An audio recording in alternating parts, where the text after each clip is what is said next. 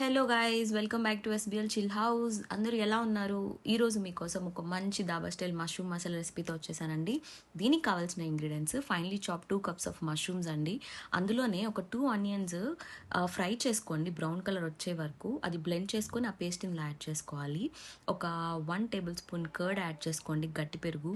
అలానే 1 table spoon coriander powder, 1 table spoon chilli powder, మన రుచికి సరిపడంత సాల్ట్ అందులో యాడ్ చేసుకొని ఒక పించ్ ఆఫ్ పసుపు యాడ్ చేసుకోండి. అలానే ఒక 7 to 8 మెంతులండి కచ్చాపచ్చాగా దంచుకొని ఇందులో యాడ్ చేసుకోండి. ఒక 1.5 table spoon of garam masala, 1 table spoon chicken masala, కొంచెం కొత్తిమీర అందులో యాడ్ చేసుకొని బాగా మిక్స్ చేసుకోండి. మిక్స్ చేస్తున్నప్పుడే మీకు ఆ స్మెల్ వస్తుందని టేస్ట్ చేయండి, సూపర్గా ఉంటుంది మీకు టేస్ట్. ఈలోగా ఒక ప్యాన్ తీసుకొని 2 to 3 table spoons of oil వేసుకోండి.